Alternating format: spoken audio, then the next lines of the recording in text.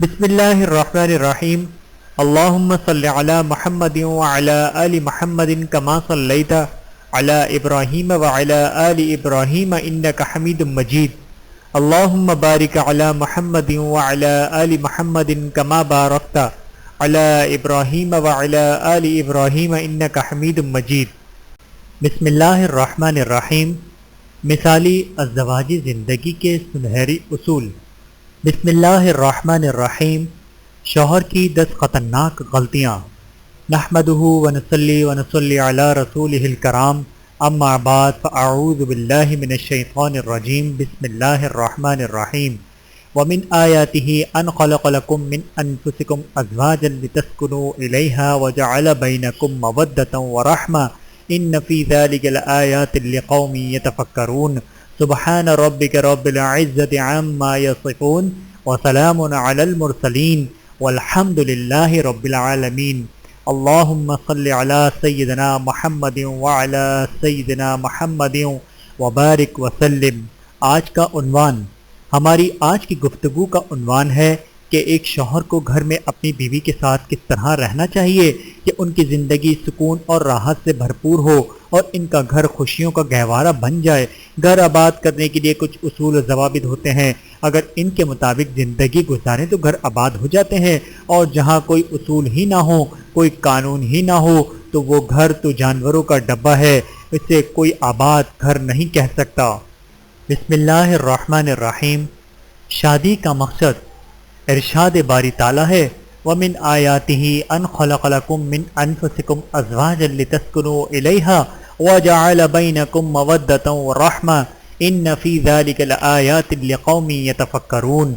ترجمہ، اللہ تعالیٰ کی نشانیوں میں سے یہ ہے کہ اس نے تم میں سے تمہارے لیے جوڑا بنایا تاکہ تم ان سے سکون حاصل کر سکو، اور تمہارے درمیان مودت و رحمت رکھ دی۔ بے شک اس میں نشانیاں ہیں، عقل والوں کے لیے ہے۔ تو معلوم ہوا کہ شادی کا مقصد یہ ہے کہ سکون حاصل ہو۔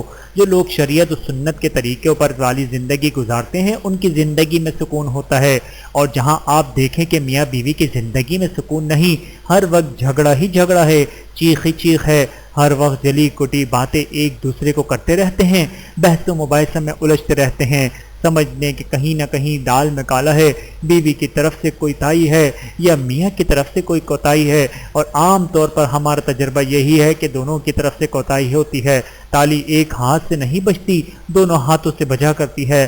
جب دونوں طرف سے کمی کوتاہی ہوتی ہے تو پھر زندگی کا سکون غارت ہو جاتا ہے، اور انسان کے گھر کی زندگی اس لیے جہنم کا نمونہ بن جاتی ہے۔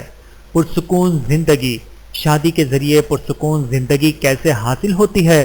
اس کے لیے قرآن مجید میں 2 الفاظ استعمال ہوئے ہیں، وَجَعَلَ بَيْنَكُم مَّوَدَّةً وَرَحْمَةً، اور اس میں تمہارے درمیان مودت اور رحمت رکھ دی گئی ہے۔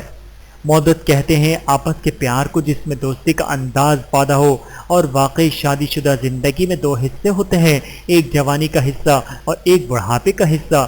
جوانی میں اگر میاں بیوی کسی وقت ایک دوسرے سے لڑ جھگڑ بھی بیٹھتے ہیں تو جنسی تقاضا ایسا ہوتا ہے کہ کچھ وقت بعد ایک دوسرے کے ساتھ پھر اکٹھے ہوتے ہیں۔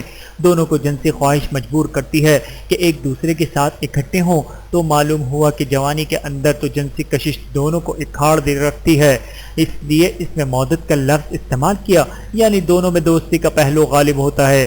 لیکن جب انسان بوڑھا ہو جاتا ہے تو اس وقت میاں کو بیوی کی ضرورت نہیں ہوتی اور بیوی کو میاں کی ضرورت نہیں ہوتی، وہ جنسی تعلق یا تو بہت کمزور ہو جاتا ہے یا پھر بالکل ختم ہو جاتا ہے۔ جوڑ کے رکھنے والا وہ جو جنسی تقاضا تھا وہ تو ختم ہو گیا، اب دونوں میاں بیوی کیسے مل کر زندگی گزاریں؟ تو قرآن مجید خوبصورت انداز دیکھیے، بلاغت دیکھیے، قرآن مجید کا اعجاز دیکھیے کہ اس کے لیے رحمت کا لفظ استعمال کیا۔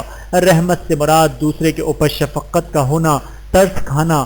کیا مطلب یہ ہے کہ اب تمہاری بیوی نے جوانی تمہارے خاطر گنوا دی ہے، اب وہ بڑھیا ہو چکی ہے، اگرچہ اب تمہاری ضرورت کے قابل نہیں، لیکن اتنا عرصہ تمہاری وہ خدمت کر چکی، آخر اس کا بھی تو اس کو کوئی صلہ ملنا چاہیے۔ اس لیے قرآن مجید نے رحمت کا لفظ استعمال کیا۔ چنانچہ بڑھاپے میں خاوند کو یہ سوچنا چاہیے کہ جس لڑکی نے اپنی جوانی میرے نام پر گزار دی، میرے بچوں کی تربیت میں گزار دی، میری خادمہ بن کر جوانی گزار دی، اب وہ بڑھاپے میں اگر بیمار بھی ہے، ہڈیوں کا ڈھانچہ بھی ہے تو جیسی کہ ہے، اب اس کا کریڈٹ حق اتنا تو بنتا ہے کہ اب مجھ سے اس کو اپنے ساتھ رکھنا ہے، اب مجھے اس کو اپنے سے دور نہیں کرنا۔ اسی طرح بیوی بھی سوچے کہ خاوند نے اپنی ساری جوانی میرے اور بچوں کے لیے گزار دی، اب یہ بیماریوں کا مجموعہ بن چکا ہے، مجھے اس کی خدمت کے لیے کرنی چاہیے، اتنا عرصہ اس نے مجھے محبت و پیار دی، شفقت دی، لہٰذا یہ رحمت اور ترس کا پہلو ہے، ایک دوسرے پر غالب ہوگا تو پھر بڑھاپے میں بھی دونوں کو آپس میں محبت ہوگی۔ بڑھاپے میں انسان کو نسیان کا مرض ہو جاتا ہے، بڑھاپے میں ذرا جلد بازی طبیعت میں آ جاتی ہے اور غصہ زیادہ ہو جاتا ہے، لیکن جب ایک دوسرے کے اوپر رحمت اور شفقت کا معاملہ غالب ہوگا تو پھر ایک دوسرے کی غلطیوں سے درگزر کرنا آسان ہوگا۔ دین اسلام کا حسن دیکھیے کہ ازدواجی زندگی میں دو لفظ استعمال کیے، مودت کا تعلق جوانی کی زندگی کے ساتھ ہے اور رحمت کا تعلق بڑھاپے کی زندگی کے ساتھ ہے۔ بہرحال ہمیں چاہیے کہ ہم اسلامی تعلیمات کو اپنے لیے مشعل راہ بنائیں اور دنیا و آخرت میں سکون پائیں۔ بیوی کی 3 بنیادی ضرورتیں۔ خاوند حضرات کو یہ بات اچھی طرح ذہن نشین کر لینی چاہیے کہ دنیا کی ہر عورت کو اپنی ازدواجی زندگی میں 3 چیزوں کی بنیادی ضرورت ہوتی ہے، گویا وہ 3 چیزوں کی طلبگار ہوتی ہے۔ نمبر 1، تحفظ، پروٹیکشن۔ پہلی ڈیمانڈ اس کی پروٹیکشن یعنی تحفظ ہے۔ وہ شوہر کی خاطر گھر بار چھوڑ کر آتی ہے، اب جہاں پر آئی ہے وہاں اسے پروٹیکشن چاہیے، اپنی جان کا تحفظ، اپنی عزت کا تحفظ، اپنے ایمان کا تحفظ چاہیے۔ تحفظ کے لیے پہلی بات تو یہ ہے کہ اس کے لیے سر چھپانے کی کوئی ایسی جگہ ہو جہاں وہ اپنے گھر میں اپنے بچوں کے ساتھ محفوظ رہ سکے، اس کا خاوند اس کی حفاظت کر سکے، یہ اس کا نظری تقاضا ہے۔ اگر خاوند کسی ایسی جگہ بیوی کو رکھے کہ وہ عدم تحفظ کے احساس کا شکار رہے تو پھر گھر آباد نہیں ہو سکتا۔ اور دوسری بات یہ ہے کہ خاوند کو چاہیے کہ وہ اپنی بیوی کو اس کی تمام تر خوبیوں اور خامیوں کے ساتھ اپنائے، آخر وہ انسان ہے، اس میں اچھائیاں بھی ہو سکتی ہیں اور کچھ خامیاں بھی ہو سکتی ہیں، خاوند کو اسے اس کی تمام خوبیوں اور خامیوں کے ساتھ قبول کر لینا چاہیے اور تحفظ دینا چاہیے۔ خاوند اس کی اچھائی کی بھی ذمہ دار ہے اور برائی کا بھی ذمہ دار بنے، بیوی کو یہ تسلی دے کہ ہاں تم میری خاطر اب یہاں آئی ہو، اب تمہارے نفع و نقصان کا میں ذمہ دار ہوں، یہ نہیں اچھی باتیں ہوئیں تو تب تو ٹھیک ہے، اگر ذرا سی غلطی ہوئی تو کہے کہ ہم تمہیں اکھاڑ کر پھینک دیں گے، جیسے کسی سرجھائے ہوئے پودے کو پھینک دیتے ہیں، تو اس سے پروٹیکشن اور احساس تحفظ پیدا نہیں ہوتی۔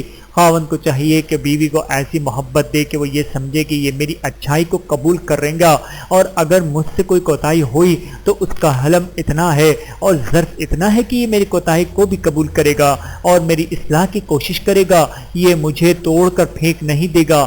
جب خاوند کو بیوی محسوس کرے گی یہ میرا سہارا ہے، میری زندگی سایہ ہے، مجھے اللہ تعالیٰ نے ایک آسمان کی چھت عطا کر دی ہے اور ایک خاوند کے گھر کی چھت عطا کر دی ہے، میں 2 چھتوں میں رہتی ہوں، مجھے اب فکر کی کیا ضرورت ہے؟ عورت کے اندر فیئر آف انون، انجانا خوف نکل جاتا ہے کہ کل کو کیا ہوگا، میرے مستقبل کا کیا بنے گا، عورت کے ذہن سے یہ خطرہ دور ہو جاتا ہے، لہٰذا عورت گھر میں سکون میں آ جاتی ہے۔ تو سب سے پہلی چیز ازدواجی زندگی میں عورت کو پروٹیکشن یعنی تحفظ کی ضرورت ہوتی ہے، اور خاوند کو چاہیے کہ یہ پروٹیکشن اس کو فراہم کرے۔ نمبر 2، توجہ۔ اس کی دوسری اہم ڈیمانڈ ضرورت ازدواجی زندگی میں یہ ہوتی ہے کہ اسے میاں کی توجہ چاہیے ہوتی ہے، یعنی خاوند اپنی بیوی کو وقت دے، اس کے ساتھ وقت گزارے، اس کی ضروریات کو محسوس کرے، اس کا حال احوال پوچھے، یہ نہیں کہ خاوند دفتر کے کاموں میں مصروف ہے اور بیوی گھر میں بیمار ہے تو کئی دن اس کی طبیعت پوچھنے کی فرصت نہ ہو، اس کو ڈاکٹر کے پاس لے جانے کی فرصت نہ ہو۔ جب عورت کو یہ محسوس ہوگا کہ میرا خاوند تو مجھ پر توجہ ہی نہیں دیتا اور میری کسی ضرورت کا خیال ہی نہیں رکھتا تو عورت کبھی بھی پرسکون زندگی نہیں گزار سکتی۔ لہٰذا خاوند کی ذمہ داریوں میں سے یہ بھی ہے وہ اپنی بیوی کو توجہ دے۔ اٹینشن کا مطلب یہ نہیں کہ گھر کا آ کر ہر وقت تو گزار لیا مگر سارا وقت لڑتے جھگڑتے گزار دیا، اسے اٹینشن نہیں کہتے، یہ تو الٹا دوسرے کو بے سکون کر دینا ہوتا ہے۔